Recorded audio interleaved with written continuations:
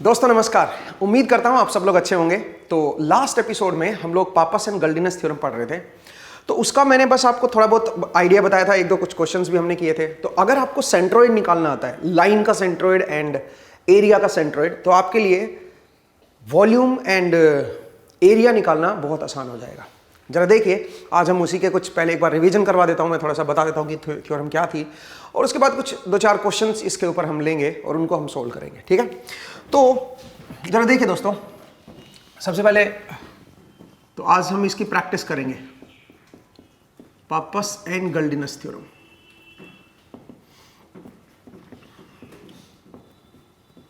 तो ये थ्योरम क्या कहती है? ये थ्योरम कहती है हमें कि भाई अगर मान लीजिए मेरे पास कोई लाइन सेगमेंट है, जरा देखिए कोई इस तरह का कोई लाइन है, ठीक है, ऐसे कोई भी लाइन ले सकते हो आप, और अगर मैं इस लाइन को रिवोल्व कर रहा हूं पूरी तरफ, ठीक है, 2 पाई एंगल रिवोल्व कर रहा हूं, तो ऑब्वियसली एक शेप बनेगी, एक घड़ा सा बन जाएगा। ठीक है, मतलब इस तरह का अगर आप देखोगे तो इस तरह का एक घड़ा सा बन जाएगा। तो उसका जो कर्व्ड सरफेस है, जो सराउंडिंग वाला, ऊपर वाले की बात नहीं हो रही क्योंकि ऊपर तो लाइन ली नहीं ना आपने, नीचे वाली भी लाइन नहीं ली, जो इसका कर्व्ड सरफेस है ना, जो ये वाला सरफेस है, इसका एरिया निकालना बहुत आसान हो जाएगा। कैसे निकालोगे बताओ जरा? कितना एंगल आप रिवोल्व कर रहे हो, जरूरी तो नहीं है कि आप 2 पाई ही रिवोल्व करो इसको, कोई भी थीटा जितना भी आप एंगल रिवोल्व कर रहे हो, इनटू इसकी लेंथ क्या है, इस पूरे की लेंथ, इनटू इसका आर प्राइम। आर प्राइम मतलब इसका सेंट्रोइड कहां है लेंथ का, जहां पे भी इस लेंथ का सेंट्रोइड होगा वहां से ये जो डिस्टेंस है, जिस एक्सिस के अबाउट आप रोटेट कर रहे हो, वो मेरी आर प्राइम बन जाएगी। ये क्या आ जाएगा? ये इसका एरिया आ जाएगा। किस सरफेस का एरिया आएगा बताओ? जो सरफेस इस कर्व्ड लाइन से बना है उस सरफेस का एरिया निकल के आएगा दोस्तों। ठीक है, ध्यान रखिएगा इस पॉइंट को। ऊपर वाला एरिया नहीं निकलेगा, नीचे वाला एरिया नहीं निकलेगा। लेकिन अगर मान लीजिए आप लाइन में ये वाला हिस्सा भी इंक्लूड कर लेते, ये और ये दोनों हिस्से इंक्लूड कर लेते, तो फिर आपका ये ऊपर वाला सरफेस भी कवर हो जाता है। लेकिन उस केस में जो आर प्राइम है वो फिर बदल जाएगा, क्योंकि इसमें 3 सेगमेंट बनेंगे, सेगमेंट 1, सेगमेंट 2 एंड सेगमेंट 3। तीनों सेगमेंट का आपको आर प्राइम निकालना पड़ेगा और उसको फिर 2 पाई इंटू एल से करना पड़ेगा, क्योंकि 2 पाई आप पूरा घुमा रहे हो इसको। ठीक है, तो 2 पाई इंटू एल करना पड़ेगा, तब जाके आपको इसका पूरे का सरफेस एरिया आपको निकल के आ जाएगा। ठीक है, क्लोज्ड सरफेस एरिया निकल के आ जाएगा। अगर आपको ऊपर वाला इंक्लूड नहीं करना था, ये सर्कल और ये वाला सर्कल, तो इसको आप हटा दो, इसको आप हटा दो, इसकी जरूरत नहीं है अपने को। ठीक है, और केवल सिर्फ ये वाला ले लो। तो मुझे उम्मीद है दोस्तों कि आपको ये समझ आया कि कैसे हम इसको करते हैं और कैसे हम एरिया को निकालेंगे, सरफेस एरिया को। ऐसे ही आप क्या कर सकते हो, वॉल्यूम को निकाल सकते हो। बट वॉल्यूम के लिए लाइन नहीं देखनी है, फिर आपको वॉल्यूम के लिए आपको क्या देखना है? सरफेस देखना है, क्योंकि सरफेस को घुमाओगे ना तो उससे वॉल्यूम बनता है। ठीक है, जरा देखिए, अगर मान लीजिए मेरे पास कोई इस तरह का सरफेस है, तो अगर मैं इसको घुमाऊंगा, यहां से कोई सरफेस बना लो, जैसे देखो ये लाइन भी इंक्लूड करो, ये लाइन भी इंक्लूड करो, तो अब क्या बन गया? ये मेरे पास एक सरफेस बन गया दोस्तों, ये मेरे पास एक सरफेस बन गया। और इस सरफेस को अगर मैं रिवोल्व करूंगा तो मेरे पास क्या आ जाएगा? तो मेरे पास एक वॉल्यूम आ जाएगा दोस्तों। ये यहां पे रिवोल्व किया और ये यहां पे रिवोल्व किया। ठीक है, इससे क्या बन जाएगा? इससे मेरा एक पूरा वॉल्यूम बन जाएगा दोस्तों ये। और इसका जो वॉल्यूम निकालोगे, इसका जो वॉल्यूम निकलेगा वो क्या आएगा दोस्तों? वो बनेगा थीटा इंटू इसका जो एरिया है, वो इस सरफेस का जो एरिया है वो इंटू आर प्राइम, इसका सेंट्रोइड, इस एरिया का सेंट्रोइड निकालना पड़ेगा आपको। ठीक है, थीटा कितना रोटेट कर रहे हो, 2 पाई रोटेट कर रहे हो कि पाई रोटेट कर रहे हो, कितना रोटेट कर रहे हो, उसके हिसाब से जो भी आपका वॉल्यूम कवर होगा वो वॉल्यूम आप जो है निकाल सकते हो यहां से। ठीक है, तो चलिए इसके ऊपर कुछ क्वेश्चंस कर लेते हैं। लास्ट एपिसोड में मैं इसको डिस्कस कर रहा था, पापस एंड गल्डिनस थ्योरम को। अब कुछ क्वेश्चंस करते हैं दोस्तों, इसके ऊपर कुछ क्वेश्चंस कर लेते हैं। तो मेरे पास कुछ क्वेश्चंस हैं। सबसे पहले मैं एक क्वेश्चन ले रहा हूं, जरा देखिए, मेरे पास ये कोई कोऑर्डिनेट सिस्टम है, x cap, y cap and z cap, और इसमें मैं एक ऐसा सेगमेंट ले रहा हूं, जरा देखिए, इस तरह का सेगमेंट ले रहा हूं। ठीक है, ये सेगमेंट है मेरा, ऐसे सेगमेंट ले रहा हूं और इसको मैं रिवोल्व कर रहा हूं, इसको मैं रिवोल्व कर रहा हूं। इसको आप एरिया भी ले सकते हो, इसको आप लाइन की तरह भी ले सकते हो। तो चलिए पहले लाइन की तरह लेके चलते हैं, क्योंकि मैं पहले सरफेस एरिया निकालूंगा कि इसको रिवोल्व करने से, देखो ध्यान से, ये वाला जो है इस हिस्से को मैं रिवोल्व कर रहा हूं 2 पाई। तो अगर आप इस हिस्से को पूरा 2 पाई रिवोल्व करोगे दोस्तों, तो आपके पास ये वाला हिस्सा ऐसे रिवोल्व हो जाएगा, ठीक है। और ये मेरी जेड एक्सिस है भाई, ये वाला हिस्सा जो है वो ऐसे रिवोल्व कर जाएगा, ठीक है। और ये कुछ इस तरह का इधर बनेगा, मतलब ऐसी शेप जो है इस तरफ आ जाएगी, ठीक है। मैं इसको थोड़ा सा बना भी देता हूँ, ज़रा देखिए, ये ऐसे यहाँ तक, ठीक है, ये ऐसे, ठीक है। हालांकि ये थोड़ा सही से नहीं बना क्योंकि दोनों तरफ यूनिफॉर्म होना चाहिए, थोड़ा मैं गैप को सही से बना नहीं पाया, बट एनीवे आप समझ गए होंगे कि अल्टीमेटली हो क्या रहा है। तो जब आप इसको रिवोल्व करोगे दोस्तों केवल इतने हिस्से को, तो इस तरह की कोई शेप बनेगी आपकी, हर तरफ आ जाएगी, ठीक है। नाउ द क्वेश्चन इज, जो कर्व्ड सरफेस इससे बनेगा उसका क्या एरिया आएगा? Area of the curved surface आपसे पूछा है, एरिया ऑफ मतलब सरफेस एरिया ऑफ, ये बताना है भाई। जो भी सरफेस एरिया बनेगा, क्योंकि इसको घुमाओगे इस पूरी लाइन को तो एक सरफेस एरिया बनेगा ना भाई, तो वो जो सरफेस एरिया बनेगा वो कितना बनेगा वो आपको निकालना है। लेकिन इसके लिए डायमेंशन देना बहुत जरूरी है भाई, ये डायमेंशन देना बहुत जरूरी है। तो यहाँ पे ये जो लेंथ है वाई एक्सिस की तरफ दिखा रहा हूँ मैं, मतलब ये वाई जेड प्लेन में मैंने दिखाया ये लाइन सेगमेंट। तो ये जो है, ये मान लीजिए मेरा y इक्वल टू 10 पे है और ये y इक्वल टू 20 mm पे है, तो ये पूरी लेंथ क्या होगी 10 mm, ये होगी मेरी 10 mm। और ये जो लेंथ है, ये जो हाइट है इसकी z की तरफ, ये है मान लीजिए 20 mm। और ये वाली जो हाइट है ये z में दे रखी है, मान लीजिए मे बी आप बोल सकते हो इसको 30 mm, ठीक है। ये है मेरे पास 30 mm। तो इसका मतलब ये जो लेंथ है ये दे रखी है 30 mm, ये जो लेंथ है ये है 20 mm, ठीक है, 20 mm, एंड ये है 10 mm। तो आप ये लेंथ भी निकाल सकते हो, पाइथागोरस थ्योरम लगा सकते हो ना, ये वाली लेंथ आ जाएगी। कैसे निकालोगे बताओ? अगर ये 20 mm है, ये 30 mm है, तो ये 10 mm रह गया, ये 10 mm रह गया ऊपर वाला, और ये भी 10 mm है, तो ये बन जाएगा 10√2 mm। सही है भाई, आसान कहानी थी। अब जरा देखिए, अब अपने को क्या करना है, क्योंकि अपने को सरफेस एरिया निकालना है, तो क्या करना होगा बताओ?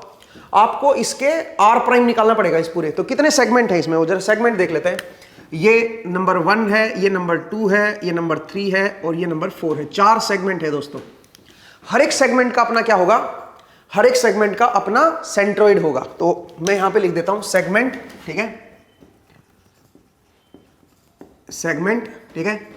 तो सेगमेंट कितने हैं, 1 2 3 एंड 4। इधर मैं देख रहा हूं लेंथ, इनकी लेंथ क्या है, हर एक सेगमेंट की लेंथ क्या है। तो सेगमेंट 1 की लेंथ देखिए, 1 की लेंथ है 0.02, ठीक है, 20 mm है ना, तो 1000 से मैं डिवाइड कर देता हूं तो मीटर में आ गया।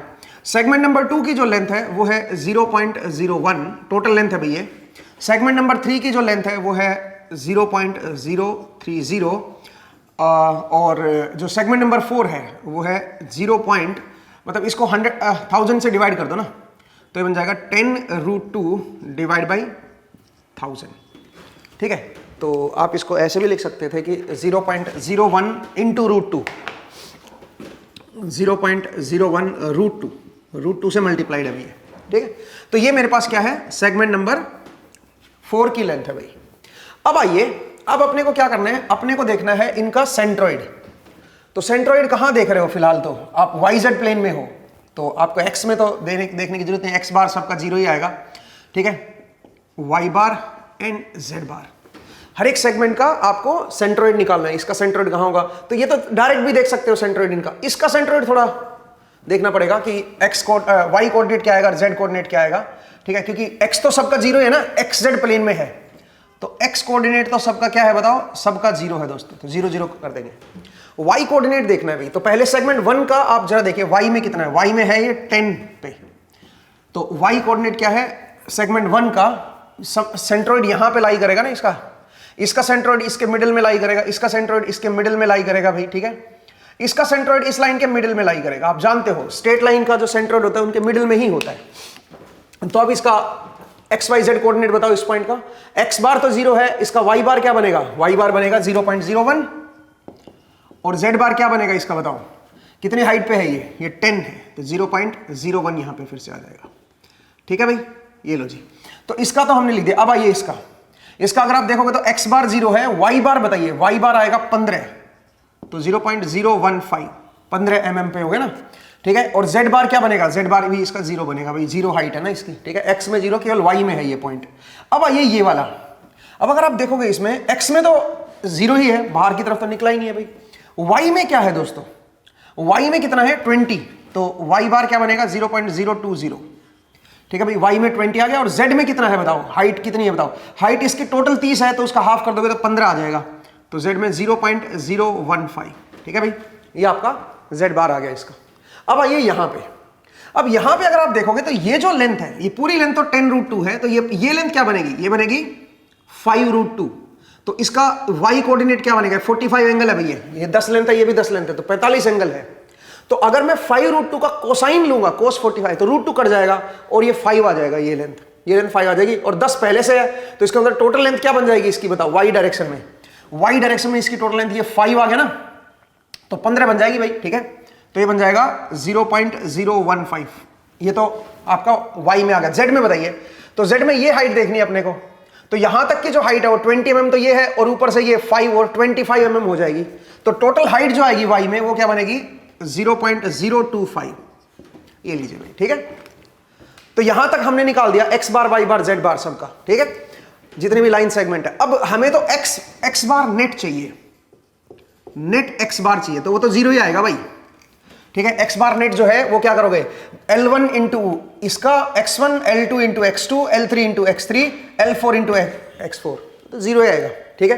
तो ये तो आपका 0 ही रहेगा। अब आइए y नेट, y नेट कैसे निकालोगे दोस्तों बताइए, L1 इंटू y1, तो ये बन जाएगा 2 इंटू 10⁻², 1 इंटू 10⁻², तो 10⁻⁴ हो गया, प्लस L2 इंटू y2, तो ये है 1 इंटू 10⁻², ये है 1.5 इंटू 10⁻², तो ये हो जाएगा 1.5 इंटू 10⁻⁴, प्लस बताइए 3 इंटू 10⁻², 2 इंटू 10⁻², तो 6 इंटू 10⁻⁴, प्लस बताइए ये देखो √2 इंटू 10⁻², ये है 1.5 इंटू 10⁻², तो अगर मैं ऐड करूंगा तो क्या बनेगा दोस्तों 1.5 इंटू 10⁻⁴ था ना भाई, तो 1.5 इंटू 10⁻², और ये है 1 इंटू 10⁻², तो ये बन जाएगा 1.5 √2 इंटू 10⁻⁴ डिवाइड बाई क्या बन जाएगा टोटल लेंथ। अपने को y बार नेट चाहिए ना भाई, तो divide by total length. Total length क्या होगी बताओ जरा, पूरी लेंथ सबको जोड़ दो भाई यहाँ पे, तो जोड़ोगे तो क्या बनेगा 0.2 प्लस 0.2 0.01 0.03 0.03 और 0.03 0.06, तो बन जाएगा 0.06 प्लस 0.01 √2, ये आएगा दोस्तों। तो अब इस पूरे को मैं डिवाइड कर दूंगा इससे, तो इसमें से 10⁻² को मैं ले लेता हूं, तो 6 प्लस √2 इंटू 10⁻², सही है भाई, ठीक है। अब इसको आप कैलकुलेट कर सकते हो भाई, आपका x बार नेट आ गया है, ठीक है। तो मैं यहां से काम करता हूं, 10⁻² इसका हटा देता हूं, या यहां से 10⁻⁴ कॉमन ले लो, चलो, तो 10⁻⁴ कॉमन आ गया मेरे पास। अंदर देखो 1 प्लस 1.5 प्लस 6 प्लस 1.5 √2, एक बार देख लीजिए भाई सही है क्या, डिवाइड बाई क्या हो जाएगा दोस्तों 6 प्लस √2 इंटू 10⁻², सही है। अब ये 10⁻² ऊपर आके क्या बन जाएगा, यहां से कट जाएगा और ऊपर 10⁻² क्या बच जाएगा -2 ही बच जाएगा, 10⁻² बच जाएगा यहाँ पे, ठीक है। और इसको मुझे लगता है आप इजीली सोल्व कर सकते हो। ये बन गया y बार नेट, ठीक है, y बार नेट। ऐसे ही आप क्या करोगे, z बार नेट निकालोगे, नेट z बार। ये कैसे निकालोगे दोस्तों, तो आप क्या करोगे, दिस इनटू दिस, तो अगेन 2 इंटू 10⁻⁴ हो जाएगा ना। मैंने शायद y बार में कुछ गड़बड़ कर दी क्या, जरा देखो, y बार में गड़बड़ कर दी भाई। क्या किया, सबसे पहले दिस इंटू दिस करना है ना, तो यहाँ पे 2 इंटू 10⁻⁴ आएगा भाई, माफ कीजिएगा, पहले वाला मैंने गलत लिख दिया भाई, 2 इंटू 10⁻⁴, ठीक है। आई थिंक अब ठीक है, 2 इंटू, तो यहाँ पे 2 आएगा भाई ऊपर, इसको थोड़ा ठीक कर लीजिएगा भाई। L1 into y1, L2 into y2, L3 into y3, L4 into y4, यही तो करना था भाई। और इनको मल्टीप्लाई करके सबको फिर क्या करना था, ऐड करना था। मेरे हिसाब से अब ठीक है, इस बार मैंने शायद ठीक लिखा है, ठीक है। तो अब ऐसे ही z बार नेट में देखो, z बार नेट में क्या करोगे बताओ जरा, L1 इंटू z1, तो ये बन जाएगा 2 into 10⁻⁴ plus L2 into z2, तो ये तो 0 ही आ गया, प्लस L3 इंटू Z3, तो ये क्या हो जाएगा 3 इंटू 10⁻², ये 1.5 इंटू 10⁻², तो 3 इंटू 1.5 करोगे तो क्या हो जाएगा दोस्तों 4.5 इंटू 10⁻⁴, ठीक है, ये दोनों मल्टीप्लाई हो गए 4.5 इंटू 10। अब आइए यहाँ पे ये क्या बनेगा 2.5 इंटू 10⁻², और ये 1 इंटू, तो क्या हो जाएगा ये बन जाएगा 2.5√2 into 10⁻⁴ divide by total length. Total length ये है 6 प्लस √2 इंटू 10⁻², ये टोटल लेंथ है भाई, ठीक है। तो अब क्या हो गया दोस्तों, अब ये हमारे पास क्या आ जाएगा z बार आ जाएगा, बट इसको सोल्व करने की जरूरत नहीं, सच बताऊं तो। क्यों? क्योंकि जो भी इसका r प्राइम आएगा वो उसकी जो लेंथ है, सोचिए r प्राइम यहां पे आ गया, ये लेंथ निकालनी है भाई अपने को, तो ठीक है, अपने को तो ये लेंथ चाहिए भाई, और ये लेंथ क्या है, ये तो y बार से आ जाएगी ना, यहां से आ जाएगी भाई y बार नेट से, तो आपको z बार नेट निकालने की जरूरत क्या है, तो क्यों अपना समय खराब कर रहे हैं इसमें, ठीक है। तो इसलिए ये हम नहीं निकालेंगे, हम ये निकाल लेंगे y बार नेट, सेंट्रोइड आ गया भाई लेंथ का, ठीक है। और उसको फिर क्या करेंगे बताओ जरा, उसको लिखेंगे 2 पाई, क्योंकि आप 2 पाई रिवोल्व कर रहे हो आप इसको, 2 पाई इंटू y बार नेट, ये मेरा r प्राइम हो गया, इंटू इसकी टोटल लेंथ। इसकी टोटल लेंथ क्या है दोस्तों, इसकी टोटल लेंथ है 6 प्लस √2 इंटू 10⁻², ये इसकी टोटल लेंथ है दोस्तों। तो इस तरह से आप क्या निकाल लोगे, इस तरह से आप इसका देख सकते हो कि क्या इसका सरफेस एरिया बनेगा, तो इसका टोटल सरफेस एरिया आप निकाल सकते हो। y बार नेट की वैल्यू ये है भाई, ये आप पुट कर देना, मेरे हिसाब से इजीली आप सोल्व कर लोगे। तो जब आप पुट करोगे तो जरा देखिए क्या बनेगा, 2 पाई, ये तो कट जाएगा भाई ये वाला फैक्टर, तो ठीक है, तो 2 पाई इंटू 10⁻⁴ तो अलग से आ जाएगा, न्यूमरेटर में जो आएगा वो आएगा, इनको अगर आप ऐड करोगे तो 9.5, ये बन जाएगा 9.5 प्लस 1.5√2, ठीक है, एक बार आप देख लीजिए भाई, सही है भाई, डिनोमिनेटर तो कट गया ना यार, ये डिनोमिनेटर यहां से कट जाएगा, ठीक है। तो अल्टीमेटली ये जो है ये मेरा क्या आ जाएगा, सरफेस एरिया आ जाएगा, ये मेरा सरफेस एरिया की वैल्यू आ जाएगी। आप इसको कैलकुलेट कर लेना भाई, ठीक है, मतलब इसकी डेसिमल वैल्यू निकाल लेना, और ये मीटर स्क्वायर में आएगा भाई, ध्यान देना, क्योंकि सब हम मीटर में लिख रहे हैं ना सारी डिस्टेंसेस, तो मीटर स्क्वायर में आ जाएगा। ऐसे ही अगर मैं वॉल्यूम निकालता दोस्तों, तो इसका वॉल्यूम भी बहुत आसान था भाई, आप जो है ये इसका सरफेस एरिया निकालते, इसको 2 पाई से मल्टीप्लाई करते, और इसका जो टोटल एरिया है उसको उससे मल्टीप्लाई कर देते, ठीक है। लेकिन इसका सेंट्रोइड निकालना पड़ेगा पहले आपको, एरिया का सेंट्रोइड निकालना पड़ेगा, ठीक है। उससे आप इसका वॉल्यूम भी निकाल सकते हो कि कर्व इसको रोटेट करने से जो जिस तरह का जो रीजन बनेगा उस रीजन का वॉल्यूम क्या है, वो वॉल्यूम भी आप जो है इजीली कैलकुलेट कर सकते हो अब यहां से। तो आप जरा समझिए पापासन गल्डिनस थ्योरम को हम कैसे अप्लाई करते हैं। एक दो क्वेश्चन और कर लेते हैं दोस्तों, जरा देखिए मेरे पास एक दो क्वेश्चन है, मैं जरा रब कर रहा हूं भाई इसको, एक दो क्वेश्चन और करते हैं इसके ऊपर, सो दैट आप थोड़ा फ्रेंडली हो जाओ इस थ्योरम से। इससे आप एरिया एंड सेंटर, देखो इससे प्रैक्टिस, दो चीजों की प्रैक्टिस हो रही है आपकी, एक तो सेंट्रोइड निकालने की प्रैक्टिस हो रही है, दूसरा आपका वॉल्यूम एंड आपका एरिया भी निकल के आ रहा है, ठीक है। और सेंट्रोइड बड़ा इंपॉर्टेंट है, क्योंकि सेंट्रोइड जो पॉइंट है वहीं पे आपका सेंटर ऑफ मास या सेंटर ऑफ ग्रेविटी होगा। कंडीशन बस एक है कि आपकी जो डेंसिटी है, मास डेंसिटी, वो आपकी कांस्टेंट रहनी चाहिए, और आपका जो एक्सेलरेशन ड्यू टू ग्रेविटी है वो आपकी पोजीशन पे डिपेंड नहीं करनी चाहिए। अगर ये कंडीशन सेटिस्फाई कर जाती है तो सेंट्रोइड ही पॉइंट मेरा क्या होगा, सेंटर ऑफ मास होगा, ठीक है। बट आप ये देखो कि सेंट्रोइड किसका निकाल रहे हो, जनरली जो सेंटर ऑफ मास होता है उसके लिए वॉल्यूम चाहिए होता है, सेंटर ऑफ ग्रेविटी या सेंटर ऑफ, क्योंकि वॉल्यूम के बिना मास कहां से आएगा। अगर कोई लाइन है सीधी लाइन, लाइन की कोई अपनी डायमेंशन नहीं होती, ऐसे सरफेस एरिया की कोई अपनी डायमेंशन नहीं होती, उसका वॉल्यूम नहीं होता। अगर कोई सिर्फ सरफेस देखोगे तो सरफेस का कोई वॉल्यूम नहीं होता दोस्तों, ठीक है। तो वॉल्यूम के बिना मास नहीं बनता, तो इसलिए वॉल्यूम का जो सेंट्रोइड होता है ना, वो हमारा क्या दिखाएगा, वो हमारा सेंटर ऑफ मास को रिप्रेजेंट करेगा या सेंटर ऑफ ग्रेविटी पॉइंट को रिप्रेजेंट करेगा। बट कई बार क्या होता है, कई बार हम एरिया का सेंट्रोइड भी निकालते हैं और वहीं पे हम उसका बोल देते हैं भाई सेंटर ऑफ मास हो गया।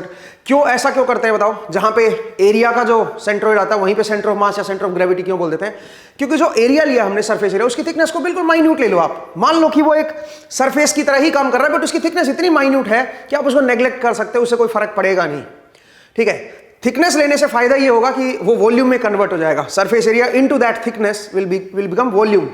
उससे आप एक कह सकते हो कि एक वॉल्यूम बन गया तो सेंटर ऑफ मास आएगा या सेंटर ऑफ ग्रेविटी आएगी। तो इस तरह से एरिया के सेंट्रोइड को भी आप सेंटर ऑफ मास या सेंटर ऑफ ग्रेविटी में निकाल सकते हो, बोल सकते हो। ऐसे लाइन का तो कोई डायमेंशन नहीं होती, तो लाइन का अपना मास कहां से आएगा, मास नहीं आएगा तो सेंटर ऑफ मास कैसे निकालोगे। और सेंटर ऑफ ग्रेविटी पॉइंट कैसे निकालोगे, लेकिन हम लाइन को कैसे ट्रीट कर सकते हैं, हम एक वायर की तरह ले सकते हैं कि भाई वायर है एक, तो वायर को एक लाइन की तरह ट्रीट कर सकते हो, और वायर की थिकनेस पतली है तो आप मान सकते हो कि भाई वो एक लाइन का जो सेंट्रोइड होगा वहीं पे उस वायर का भी सेंट्रोइड आ जाएगा, वहीं पे उसका, असल में वायर एक वॉल्यूम की तरह बन जाता है।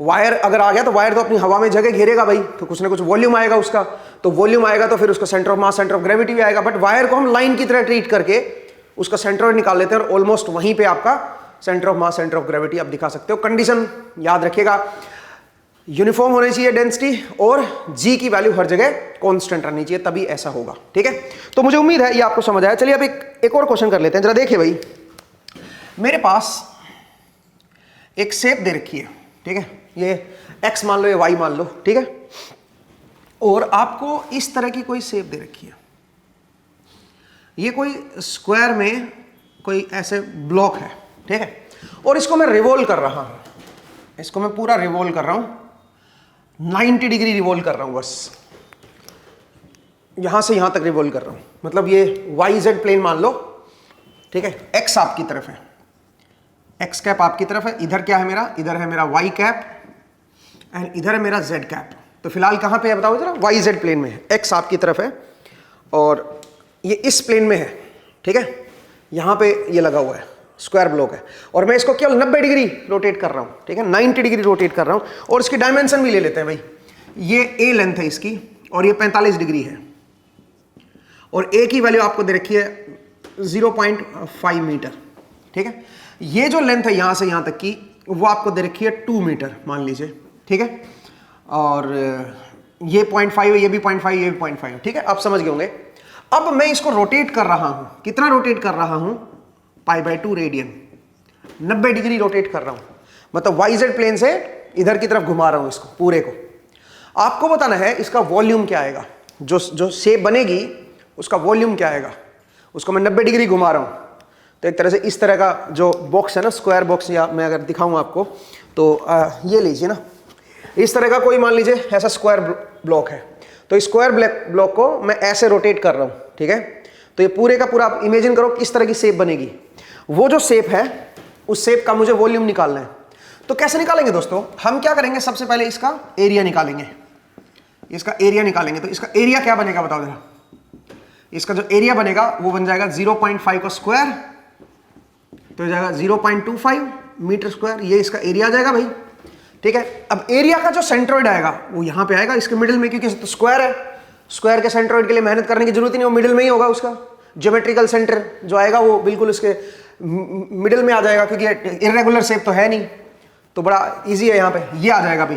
तो अब ये जो पॉइंट है ये कहाँ पे होगा, इसके कोऑर्डिनेट बता सकते हो ये, और खासकर जिस एक्सिस के अबाउट आप इसको घुमा रहे हो उस एक्सिस से क्या डिस्टेंस है इसकी, वो अपने को निकालनी है। जिस एक्सिस से आप इसको घुमा रहे हो उस एक्सिस से क्या डिस्टेंस है वो अपने को निकालनी है। तो कैसे निकालोगे दोस्तों, ये तो 2 मीटर है, ये और लेंथ निकाल लो, ये लेंथ कैसे निकलेगी बताओ जरा, ये अपने को पता है 0.5, और इसका एंगल भी पता है अपने को 45, तो उसका कोस 45 ले लो भाई, तो बताओ क्या बनेगा 0.5/√2, सही है भाई, ये लेंथ आ गई है, उसमें और ऐड कर दो 2 मीटर, तो ये मेरे पास यहां तक की, इस पॉइंट तक की टोटल लेंथ आ गई है। आप कह सकते हो दिस इज r', एरिया मेरा ये है, ये मेरा r' है, जो सेंट्रोइड आएगा उसका इस एक्सिस, वर्टिकल एक्सिस के अबाउट जब रोटेट कर रहे हो तो ये टोटल लेंथ क्या आएगी वो हमने निकाल लिया, r', एरिया हमने निकाल लिया। अब क्या करना है बताओ, इसको, इसका वॉल्यूम निकालना है, इससे जो वॉल्यूम आएगा, तो volume will be equal to, कितना रोटेट कर रहे हो आप इसको, π/2, तो π/2 इंटू एरिया इंटू जो r' है, r' इज 2 प्लस 0.5/√2, ठीक है। तो इस तरह से आप क्या कर सकते हो दोस्तों, इस तरह से आप इसका वॉल्यूम निकाल सकते हो कि अगर मैं इसको घुमाऊंगा, केवल 90 डिग्री घुमाना है मुझे इसको, तो उससे जो शेप आएगी उसका वॉल्यूम क्या आएगा।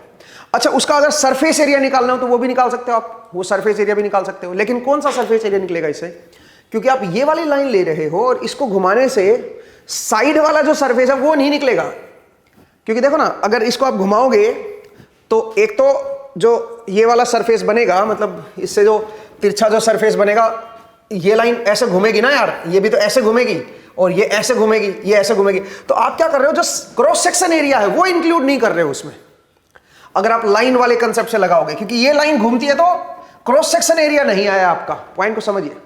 तो क्रॉस सेक्शन एरिया आपको अलग से फिर ऐड करना पड़ेगा, एक इधर वाले क्रॉस सेक्शन और एक इधर वाले क्रॉस सेक्शन को, टोटल सरफेस एरिया तभी निकलेगा ना।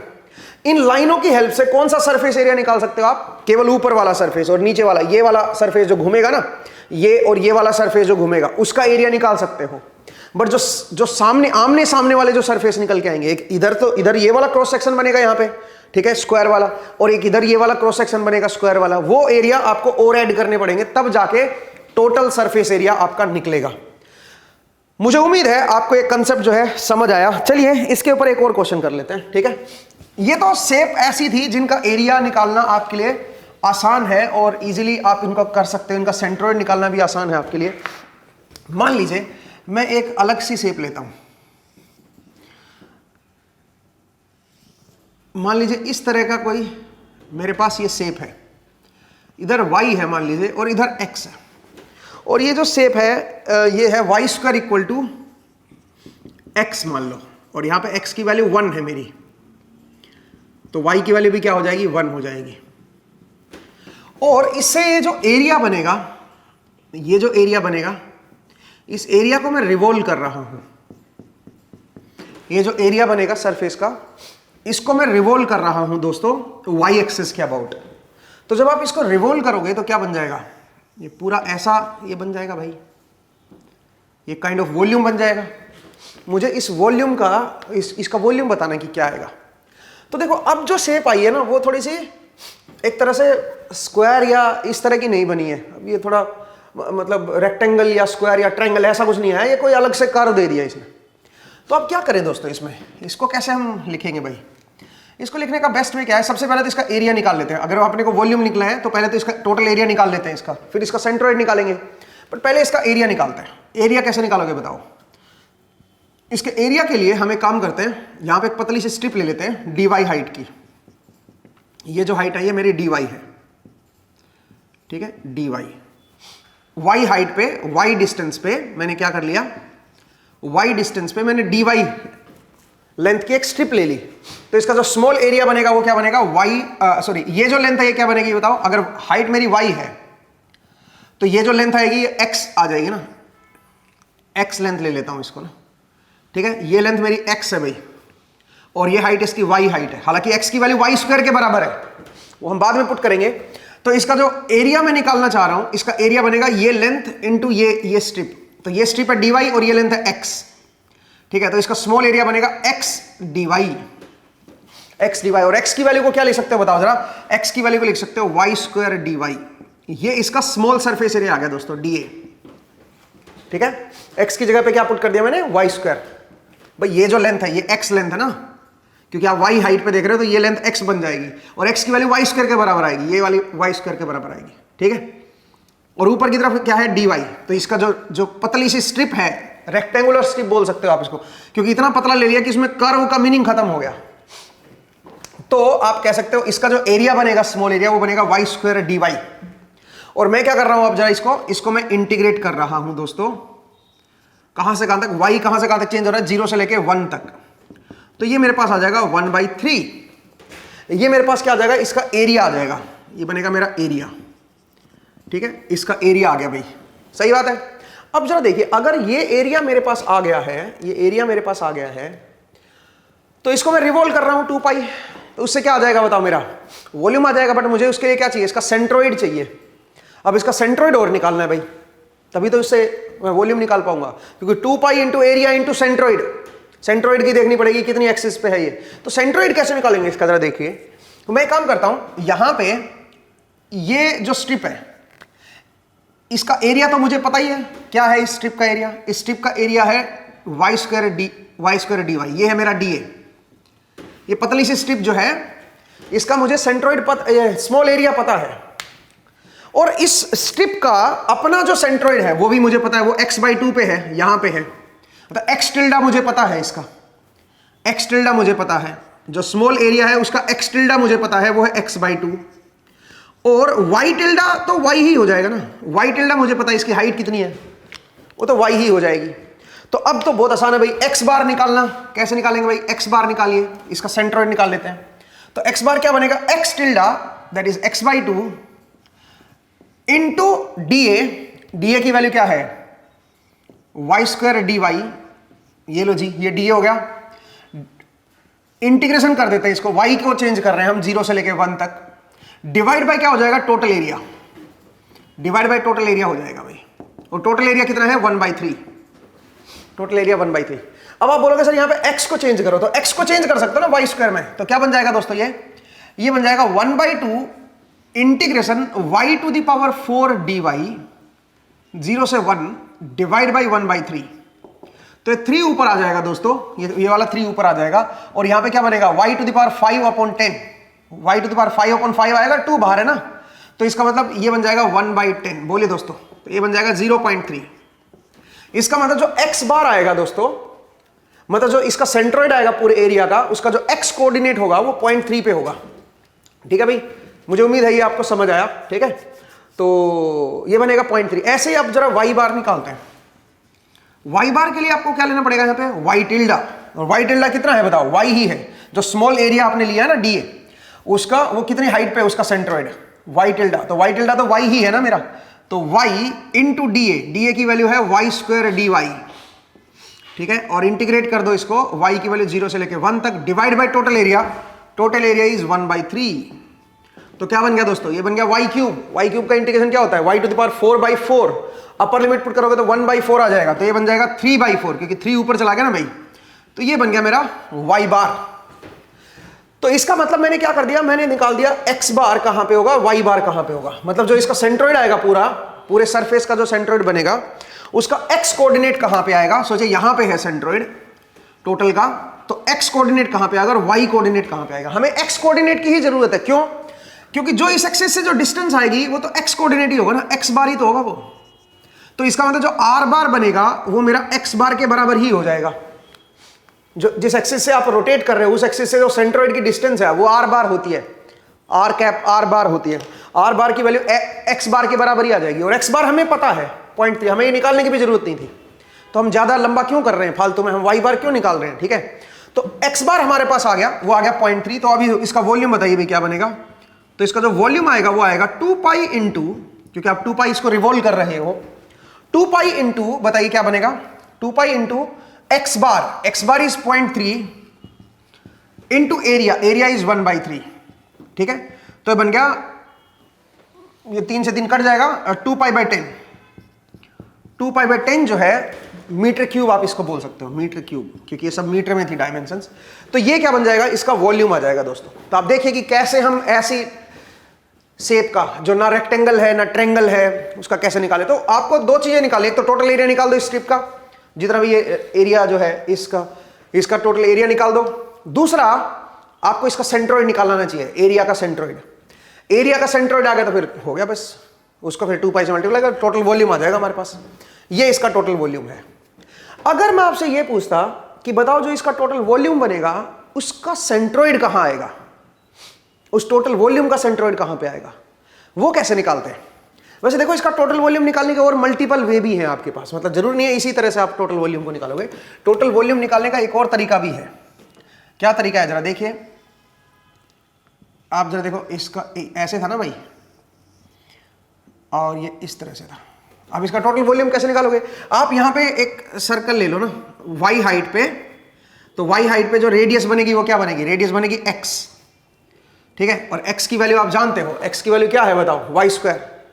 तो इसका मतलब y हाइट पे आ गया आप, y हाइट पे ये जो डिस्टेंस है इधर से इधर की वो है y स्क्वायर, x के बराबर आ जाएगी ना ये वाली।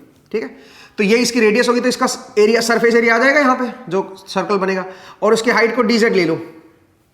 तो आप बताओ जो स्मॉल वॉल्यूम बनेगा वो क्या बनेगा, वो बनेगा पाई x स्क्वायर, तो पाई y टू द पावर 4 हो जाएगा इंटू dy, ये y एक्सिस है, z नहीं है, y एक्सिस है, तो इंटू dy। ये मेरा स्मॉल वॉल्यूम आ जाएगा दोस्तों। अगर ये मेरा स्मॉल वॉल्यूम है तो मैं क्या करूंगा, अगर मुझे टोटल वॉल्यूम निकालना है इसका तो मैं क्या करूंगा बताओ, मैं इसको इंटीग्रेट करूंगा भाई। तो अगर मैं इसको इंटीग्रेट करूं तो क्या बनेगा दोस्तों, मेरे ख्याल से मैंने सही किया क्या, पाई r स्क्वायर, तो ये ठीक लिखा है, और इंटू dy मतलब ये हाइट है, तो इंटू dy कर दिया। ओके, ये इसका स्मॉल वॉल्यूम आ गया भाई। अब इसको इंटीग्रेट करो तो ये बनेगा पाई y टू द पावर 5/5 और लिमिट 0 से लेके 1 तक। ठीक है, तो यहां से तो वॉल्यूम निकाल रहे हो π/5, और यहां से जो वॉल्यूम आ रहा था हमारे पास वो क्या था, ये भी π/5 ही है, ठीक तो है। तो इतना ही तो आया भाई, तो इसका तो सही आ रहा है। ऐसे भी आप वॉल्यूम निकाल सकते हैं। आप बोलोगे सर ऐसे क्यों नहीं करते हम लोग, ये तो ज्यादा आसान है। आसान जरूर है, बट आप देखें इसमें कितनी सारी इंफॉर्मेशन है। इससे आपको सेंट्रोइड भी पता चल गया, इससे आपको मतलब कई सारे और कंसेप्ट भी आपको सीखने को मिले। हालांकि वॉल्यूम डायरेक्ट निकालना थोड़ा आसान होता है इस तरह की शेप का, बट कई बार शेप अजीब सी आ जाती है, तो उनमें फिर कैसे करोगे, उनमें फिर ये मेथड डायरेक्ट हेल्प नहीं करता आपकी। तो फिर आपको अगर ये तरीका पता है तो आप जल्दी इससे कर पाओगे, ठीक है। तो ऐसा नहीं है कि भाई कई बार ये लेंदी मेथड भी होता है पापस-गल्डिनस थ्योरम, और कई बार ये इजी मेथड भी होता है, इससे आप जल्दी भी निकाल सकते हो वॉल्यूम एंड एरिया को। एक और चीज देखिए, अगर मैं आपसे बोलता कि बताओ इस वॉल्यूम का सेंट्रोइड कहां पे आएगा, अगर ये वॉल्यूम है और इसकी मास डेंसिटी यूनिफॉर्म है, और मैं पूछता बताओ इसका सेंटर ऑफ मास कहां पे आएगा या सेंट्रोइड कहां पे आएगा, तो वो कैसे निकालते हैं? वो निकालना बहुत आसान होता है। फिर आप क्या करते हैं, यहां पे आप स्मॉल वॉल्यूम लेते हैं dv, जैसे आपने यहां पे ले रखा है स्मॉल वॉल्यूम, जिसका एरिया जो है वो ये है और हाइट इसकी dy है, तो ये बन गया dv। अब इस स्मॉल वॉल्यूम का जो सेंट्रोइड है वो हमें डायरेक्ट ही पता है, वो यहां पे सेंटर पे लाई करेगा, इसके मिडिल पॉइंट पे। इसका मतलब x टिल्डा क्या बनेगा, x टिल्डा 0 आएगा। स्मॉल वॉल्यूम का जो सेंट्रोइड है उसको टिल्डा में रिप्रेजेंट करते हैं ना, x टिल्डा 0 आएगा। y टिल्डा क्या बनेगा, कितने हाइट पे है ये स्मॉल वॉल्यूम, आपने कितनी हाइट पे लिया, y हाइट पे लिया है, तो वो y ही बन जाएगा। और z टिल्डा तो खैर आप देख ही नहीं रहे हो, क्योंकि आप जो है आप xy में देख रहे हो, z में तो ये वैसे भी 0 पे ही आएगा। ये इस एक्सिस पे अगर आप देख रहे हो तो z टिल्डा जो है वो मेरा 0 ही होगा। तो आप बताओ, अब इसका अगर मुझे सेंट्रोइड निकालना तो केवल y बार निकल के आएगा, वॉल्यूम का सेंट्रोइड। तो वॉल्यूम का सेंट्रोइड ही मेरा क्या होता है, सेंटर ऑफ मास या सेंटर ऑफ ग्रेविटी होता है। तो आप बताइए y बार जो निकलेगा वो क्या बनेगा, y tilde into dv pi y to the power 4 into dy, ठीक है भाई, ये आ गया। और y की वैल्यू 0 से लेके कहां तक ले लो, 1 तक ले लो, divide by total volume. Total volume कितना है, π/5। इस तरह से आप क्या कर सकते हो, वॉल्यूम का सेंट्रोइड भी आप निकाल लोगे, ठीक है। और वहीं पे आपका सेंटर ऑफ मास या सेंटर ऑफ ग्रेविटी होगा। मुझे उम्मीद है आपको ये समझ आया कि कैसे इसको हम करेंगे, ठीक है। एक क्वेश्चन और है दोस्तों, मैं चाह रहा हूं कि वो भी आप सोल्व करें। मैं इसको रब कर रहा हूं भाई, वो क्वेश्चन आपको मैं होमवर्क दे रहा हूं, आप खुद दिमाग लगाइएगा, ठीक है। और कमेंट सेक्शन में कमेंट करके मुझे बताइएगा कि क्या आंसर आएगा उसका, ठीक है। देखिए दोस्तों क्या क्वेश्चन है। क्वेश्चन ये है कि आपके पास एक सर्कल दे रखा है और इस सर्कल की रेडियस है 2 मीटर, और यहां से क्या किया है, यहां से हमने एक स्क्वायर ब्लॉक इसमें से कट कर दिया है, ठीक है। ये स्क्वायर ब्लॉक कट कर दिया है, ये जो है और ये जो लेंथ है ये है 0.5 मीटर यहां से ओरिजिन से, और ये है 1.5 मीटर। ये लेंथ मेरी a है, ये भी मेरी a लेंथ है, ये भी a लेंथ है, ये भी a लेंथ है, ठीक है। तो और ये 45 डिग्री है भाई, ये 45 डिग्री है, ये हमने कट कर दिया है भाई। जो रिमेनिंग एरिया है वो ये है। अपने को इस रिमेनिंग एरिया का क्या करना है बताओ, इस रिमेनिंग एरिया का सेंट्रोइड निकालना है दोस्तों। ये मेरा रिमेनिंग एरिया है दोस्तों, ठीक है। मुझे इस रिमेनिंग एरिया का सेंट्रोइड निकालना है। तो आप कैसे करोगे सेंट्रोइड, इस रिमेनिंग एरिया का सेंट्रोइड कैसे निकालोगे बताओ, सेगमेंट से, ठीक है। इसका सेंट्रोइड बताना है, तो कैसे निकालोगे इसका सेंट्रोइड, इसके सेगमेंट बनाने पड़ेंगे, सेगमेंट 1 सेगमेंट 2, 2 सेगमेंट है भाई, सेगमेंट 1 एंड 2, और यहां पे लिखोगे एरिया। तो पहले सेगमेंट जो है, पहला सेगमेंट तो पूरा ही ले लो, पूरा कवर कर लो। इसका एरिया माइनस कर देंगे ना आप ये कह सकते हो पूरा जो सरफेस था, जो मेरा सर्कल का जो सरफेस था उसमें से ये वाला हमने माइनस कर दिया, एक तरह से ऐसे ले लो। तो सरफेस जो सर्कल का सरफेस बनेगा उसका एरिया क्या आएगा, πr², 4π, ठीक है। और इसका जो एरिया बनेगा वो क्या बनेगा, वो बनेगा a²। और a की वैल्यू कैसे निकालोगे बताओ, ये जो लेंथ है ये क्या है बताओ, अगर आप ये 45 ले रहे हो तो ये क्या बनेगी, ये √2a बन जाएगी ना, पाइथागोरस थ्योरम लगाओगे तो a√2 बनेगी। तो a√2 has to be equal to, ये लेंथ है 1, तो यहां से a की वैल्यू क्या आ गई 1/√2। तो अगर मैं इसका एरिया निकालूंगा दोस्तों तो इसका एरिया क्या बन जाएगा a² माने 1/2, लेकिन -1/2 लिखिए इसको। क्यों भाई, क्योंकि मुझे ये माइनस करना है यहां से। फिर आज ये सेगमेंट 1 का x बार एंड y बार देखेंगे, क्योंकि xy प्लेन में है ये, ठीक है भाई। तो एक्स बार क्या आएगा, एक्स बार वाई बार, ये तो सर्कल का देख रहे थे आप, सर्कल का पूरा मतलब सर्कुलर सरफेस ले रहे थे, तो उसका तो सेंट्रोइड 0 0 पे ही आता है भाई, ओरिजिन पे ही आएगा।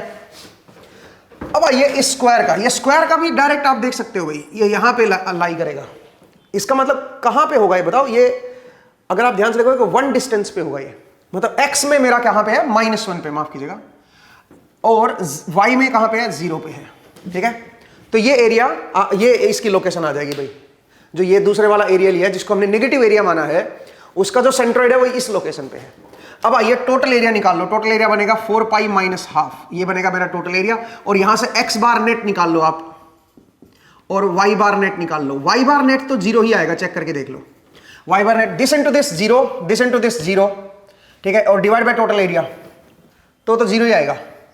x बार नेट क्या बनेगा दोस्तों, जो नेट x बार बनेगा वो कहां पे आएगा, तो दिस इनटू दिस, ये तो आ जाएगा 0, प्लस दिस इनटू दिस, तो ये 1/2 आ गया दोस्तों, ठीक है। दिस इनटू दिस करोगे तो 1/2 हो जाएगा, divide by total area, total area is 4 pi minus half. तो ये मेरे पास क्या आ जाएगा, x बार नेट। अब इसकी वैल्यू आप निकाल लेना। मुझे उम्मीद है आपको समझ आया कि किस तरह से हम सेंट्रोइड जो है वो कैसे कैलकुलेट करेंगे।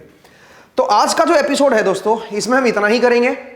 अगले एपिसोड में हम एक नया चैप्टर शुरू करने जा रहे हैं। यहां पे हमारा centre of mass, centre of gravity का जो कंसेप्ट है वो खत्म हो जाता है, और अगले एपिसोड में हम लोग क्या करने वाले हैं, अगले एपिसोड में हम नया चैप्टर शुरू करेंगे, that is Laplace transform. Laplace transform भी जनरली पढ़ाया नहीं जाता है 11-12 के स्टूडेंट को, बट बहुत यूजफुल है, उसको हम लोग अगले एपिसोड में देखेंगे। तो आज के लिए इतना ही करते हैं, नेक्स्ट एपिसोड में फिर से आपसे मुलाकात होगी। अपना ख्याल रखिए, पढ़ते रहिए, मुस्कुराते रहिए, नेक्स्ट टाइम मिलेंगे। Thank you.